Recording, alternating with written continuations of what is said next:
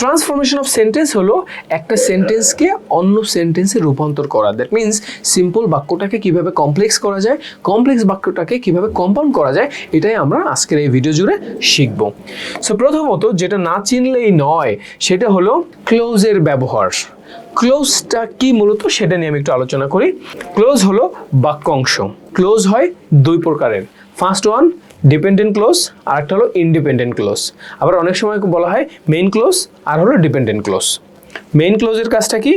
Main ক্লোজের কাজ হলো পরিপূর্ণ বাক্য থেকে যদি ক্লোজটাকে আলাদা করে দেয়া হয় তাহলে সে তার নিজের অর্থ প্রকাশ করতে পারে। ব্যাপারটা বোঝেননি তাই না? এক্সাম্পলে ক্লিয়ার করে দিচ্ছি। আর ডিপেন্ডেন্ট ক্লোজের কাজ হলো বাক্য থেকে যদি তাকে আলাদা করে দেওয়া হয় সে পরিপূর্ণ অর্থ প্রকাশ করতে পারে না। দ্যাট মিনস ডিপেন্ডেন্ট যেটা পরিপূর্ণ অর্থ প্রকাশ করতে পারবে না তাকে আলাদা করে দিলে, আর ইন্ডিপেন্ডেন্ট ক্লোজ অথবা মেইন ক্লোজকে যদি বাক্য থেকে আলাদা করে দেওয়া হয় সে পরিপূর্ণ অর্থ প্রকাশ করতে পারবে। প্রথমত হলো আমরা একটু দেখে নিচ্ছি সিম্পল, কম্পাউন্ড, কমপ্লেক্স বাক্য কিভাবে শিখব। এটার মধ্যেই ক্লোজের ব্যবহার আছে।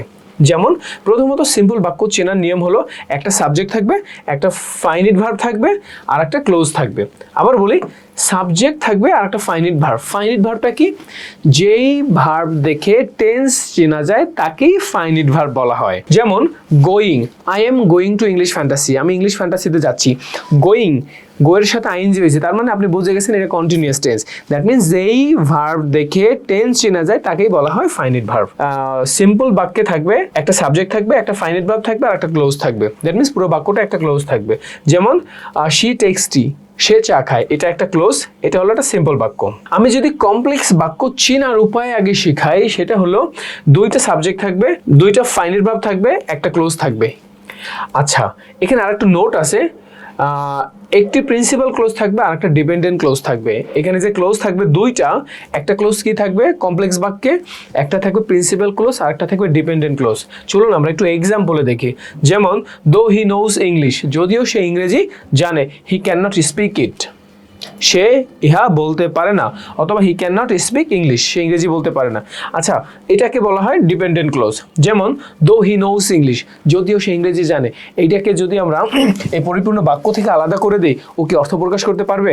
দো হি নোজ ইংলিশ, যদিও সে ইংরেজি জানে, না, এটার পরিপূর্ণ অর্থ দিতে পারবে না। সুতরাং এটা হলো একটা ডিপেন্ডেন্ট ক্লোজ। আর মেইন ক্লোজ হলো he can not speak it, সে ইহা বলতে পারে না। ইট বলতে আমরা এখানে ইংলিশ ল্যাঙ্গুয়েজকে বোঝানো হয়েছে। He can not speak English, সে ইংরেজি বলতে পারে না, এটা নিশ্চয়ই একটা পরিপূর্ণ বাক্য। দ্যাট মিনস এটা হলো একটা মেইন ক্লোজ। চলুন আমরা কম্পাউন্ড বাক্য চেনার উপায়টা আমরা একটু দেখি। কম্পাউন্ড বাক্যতে থাকবে দুইটা সাবজেক্ট, দুইটা ফাইনিট ভার্ব, দুইটা ক্লোজ। কমপ্লেক্স বাক্যতে কিন্তু দুইটা সাবজেক্ট, দুইটা ফাইনিট ভার্ব, দুইটা ক্লোজ ছিল। এখানের পার্থক্য হলো এইখানে যে ক্লোজ দুইটা থাকবে, দুইটা ক্লোজই থাকবে প্রিন্সিপাল ক্লোজ। দ্যাট মিনস দুইটা ক্লোজই থাকবে মেইন ক্লোজ। এক্সাম্পলে দেখি, he is very rich and he always help the poor. দেখেন তো, আমরা যদি দুইটা বাক্যকে আলাদা আলাদা করে দেই, এখানে অ্যান্ড দিয়ে আলাদা বাক্য দুইটাকে অ্যাড করা হয়েছে। হি ইজ ভেরি রিচ, সে খুবই ধনী, নিশ্চয়ই এটা পরিপূর্ণ একটা বাক্য। যদি আমরা he always help the poor, সে সবসময় গরিবদেরকে সাহায্য করে, এটাও একটা পরিপূর্ণ বাক্য। দ্যাট মিনস অ্যান্ড যদি আমরা বাদ দিয়ে দেই, অ্যান্ড বাদ দিয়ে যদি আমরা আলাদা আলাদা করে দুইটা বাক্যকেই পড়ি, পরিপূর্ণ দুইটা অর্থ পাবো। সুতরাং এই দুইটাই হলো মেইন ক্লোজ। আশা করি ক্লোজ সম্পর্কে বেসিক একটা ধারণা পেলাম, আর হলো বাক্যগুলো আমরা চিনবো কীভাবে সেই ধারণাটা পেলাম। আমি একটু সামারাইজ করে দিচ্ছি আবারও। ক্লোজ হলো বাক্যাংশ। আশা করি ক্লিয়ার। বুঝতে না পারলে ভিডিওটা পজ করেন, আবার দেখেন। এখানে সুন্দর একটা ছক আমি এঁকেছি।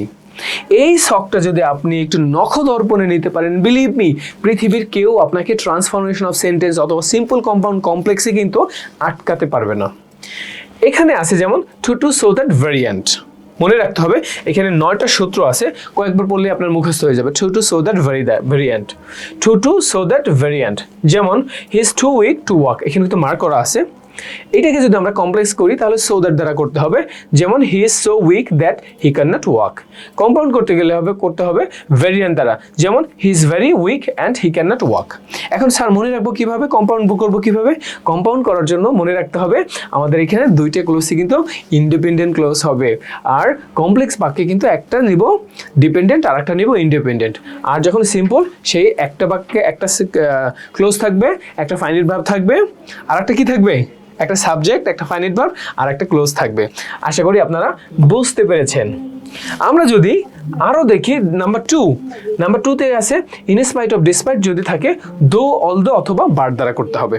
That means in spite of despite যদি সিম্পলে থাকে এটাকে কমপ্লেক্স করতে হবে দো, অলদো, আর কম্পাউন্ড করবো আমরা বার দিয়ে। দ্যাট মিনস সুন্দর একটা ফরম্যাট, কোনটা কী দিয়ে ব্যবহার করবেন আবার এক্সাম্পলও দেওয়া আছে। কারণ এটাকে কিন্তু আপনি এই নিয়মে করতে পারবেন না, এটাকে যদি করতে হয় এই নিয়মেই করতে হবে। যেমন in spite of his poverty he is honest, তার দরিদ্র থাকা সত্ত্বেও সে ধনী ও সৎ। এটাকে যদি আমরা কমপ্লেক্স করি তাহলে কীভাবে করতে হবে, দো হিজ পোর, যদিও সে গরিব, হি ইজ অনেস্ট, সে সৎ। এখানে কিন্তু দো হিজ পোর, যদিও সে গরিব, এটা কিন্তু dependent close, he is honest এটা কিন্তু মেইন ক্লোজ। এটাকে যদি আমরা কম্পাউন্ড করি তাহলে কীভাবে হবে, he is poor but he is honest, দুইটাই কিন্তু মেইন ক্লোজ। আচ্ছা, নাম্বার 3-তে আছে বাই প্লাস জেরান্ড হলে ই plus affirmative imperative and. Imperative তো আমরা নিশ্চয়ই জানি, বেসিক ধারণা রাখতে হবে যদি আমরা এই কমপ্লেক্স শিখতে চাই। ইম্পারেটিভ হলো ভার্ব দিয়ে যে বাক্যগুলো শুরু হয় তাদেরকে ইম্পারেটিভ বলে। যদি আমরা এক্সাম্পল পড়ি, জেরান্ড বলতে ভার্বের সাথে ING. By reading attentively you will pass, যদি তুমি মনোযোগ সহকারে পড়ো তুমি পরীক্ষায় পাস করবে। এটাকে যদি আমরা কমপ্লেক্স করি তাহলে কি হবে, if you read attentively you will pass the exam, তুমি পরীক্ষায় পাস করবে। এটাকে যদি আমরা কম্পাউন্ড করি তাহলে কি হবে, read attentively and you will pass the exam, and you will pass, তুমি পরীক্ষায় পাস করবে। 4 নম্বর রুলে আমরা যদি দেখি উইদাউট প্লাস জেরান্ড হলে ই প্লাস নেগেটিভ অথবা আনলেস ইম্পারেটিভ অর। কয়েকবার পড়লে আপনার মনে থাকবে এটা। যেমন without reading attentively you will fail, যদি তুমি মনোযোগ সহকারে না পড়ো তুমি পরীক্ষায় ফেল করবে। If you don't read attentively, এই যে নেগেটিভ, ই plus negative, if you don't read attentively you will fail. Imperative verb দিয়ে শুরু করবো, read attentively or you will fail, তুমি ফেল করবে। আশা করি আপনারা বুঝতে পেরেছেন। আমরা যদি পঞ্চমটা দেখি, আইএনজি যুক্ত ভার্ব হলে অ্যাজ, সিন্স, ওয়েন অথবা অ্যান্ড দ্বারা করতে হবে, কম্পাউন্ডে অ্যান্ড দ্বারা করতে হবে। যেমন going home I found him ill, বাসায় গিয়ে আমি তাকে অসুস্থ পেলাম। ওয়েন আই ওয়েন্ট হোম, আমি যখন বাসায় গিয়েছিলাম, আই ফাউন্ড হিম ইল, এখানে ওয়েন ব্যবহার করেছি। আর তো জানেনই একটা লাগবে হলো ডিপেন্ডেন্ট আর একটা লাগবে মেইন ক্লোজ। এই পাশে যেটা আছে I went home and I found him ill, আমি বাসায় গিয়েছিলাম এবং আমি তাকে অসুস্থ পেলাম। 6 নম্বরে ইনফিনিটিভ, টু যুক্ত ভার্বকে ইনফিনিটিভ বলে। ইনফিনিটিভ যদি থাকে কমপ্লেক্স করব আমরা সো দ্যাট অথবা ইন অর্ডার দ্যাট দ্বারা, আর কম্পাউন্ডে হবে ওয়েন টু অ্যান্ড সো। যেমন I came to market to buy some books, আমি মার্কেটে এসেছিলাম কিছু বই কেনার জন্য। এটাকে কমপ্লেক্স করবো কীভাবে, I came to market so that I could buy some book, আমি মার্কেটে গিয়েছিলাম যাতে করে আমি কিছু বই কিনতে পারি। কমপ্লেক্স হবে, কম্পাউন্ড হবে I went to buy some books so I came to market, আমি কিছু বই কিনতে চেয়েছিলাম তাই আমি মার্কেটে এসেছিলাম। মানে কমপ্লেক্স কম্পাউন্ডের মধ্যে পার্থক্য হলো একই বাক্যটাকে একটু কমপ্লেক্স করে বলা।